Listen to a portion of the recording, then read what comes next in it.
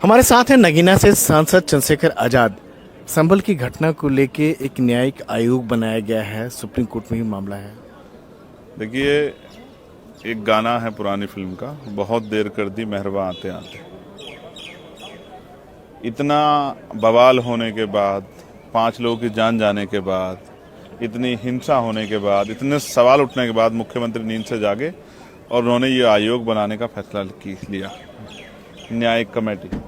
लेकिन मैं ये कहूँगा, अभी भी मैं अपनी बात पढ़ रहा हूँ कि सीबीआई के निगरानी में, सीबीआई के द्वारा और सुप्रीम कोर्ट की निगरानी में इसकी जांच हो, तब जाके फिर इन्वेस्टिगेशन में पता लगेगा कि कौन सफ़ेद पोस्ट में शामिल है। मैंने कल भी मांग की थी कि वहाँ के कर्मचारी अधिकारियों की व्हाट्सएप और उनके जो हैं सोशल मीडिया अकाउंट्स, उनकी कॉल डिटेल निकाली जाए कि वो किन लोगों के संपर्क में थे, अधिकारियों के और नेताओं के। लेकिन जो नए पोस्टर वहाँ निकल रहे हैं, जिन्होंने दंगा किया है, नए वीडियो आ रहे हैं, सामने आ रहे हैं, कहीं पर गिरफ्तारी हो रही है और ये भी हो रहा है कि जिन लोगों ने दंगा फसाद किया है उनसे जल्दी वसूली भी किया जाएगा। गिरफ्तारी पर रोक लगानी चाहिए जब तक न्यायिक जांच कमेटी जो आपने बनाई है उसकी रिपोर्ट ना आए, जिसमें ये ना पता लगे कि इसके पूरे के पीछे मास्टरमाइंड कौन। अच्छा, मैं आपको एक बात बताता हूँ, इसकी आड़ में क्या हो रहा है। 27,000 स्कूल बंद कर रही है मर्ज के नाम पे उत्तर प्रदेश सरकार, जबकि 1,42,000 टीचरों की नियुक्ति कर सकती है सरकार, मगर SC ST OBC के बच्चों को नौकरी ना देनी पड़े, इसलिए 27,000 स्कूल मर्ज के नाम पे बंद हो रहे हैं। और उसके साथ एक खेल और है,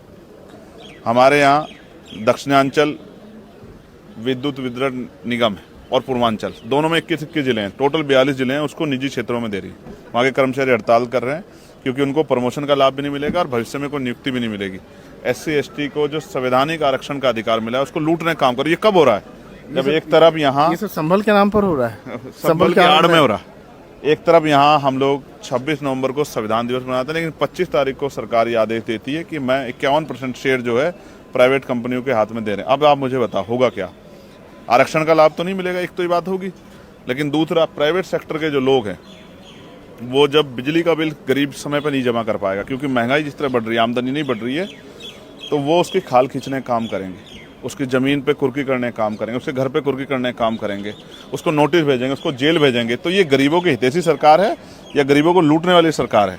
मैं आपको स्पष्ट कर दूं, सरकार अगर गरीबों के खिलाफ या दलित पिछड़े आदिवासियों के आरक्षण के अधिकार छीनने का काम करेगी तो हम पूरे प्रदेश में आंदोलन करके सरकार को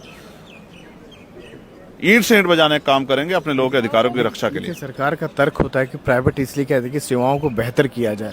ठीक, और क्या सेवाएं बेहतर हुई हैं? और सेवा बेहतर के आड़ में जो गरीबों की जेब काटी जा रही है, सरकार तो बिजली मुफ्त देने वाली थी। क्या प्राइवेट चलो हम इसी को आपके मान लेते हैं कि अपने प्राइवेट सेक्टर में जो स्कूल हैं, क्या गरीबों की घुसने की हैसियत है उनमें? क्या आमदनी इतनी बढ़ गई है कि गरीब जो है प्राइवेट सेक्टर का बिल दे पाएगा?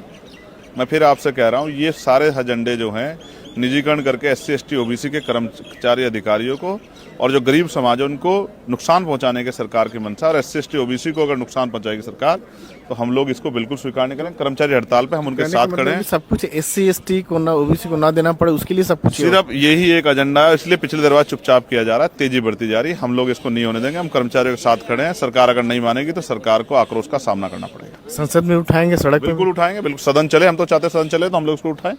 हम तो लेटर लिख रहे हैं मंत्री जी को, और सरकार नहीं मानेगी तो फिर संसद में भी और सड़क पे भी जहाँ जहाँ हम लोग लड़ सकते होंगे अपने कर्मचारियों की रक्षा के लिए लड़ेंगे और आम जनता गरीबों की रक्षा के लिए लड़ेंगे। ये थे चंद्रशेखर आजाद, जो कह रहे हैं कि SC ST को लेकर अगर उनकी बात सुनी नहीं जाती है तो अपनी लड़ाई को और तेज करेंगे।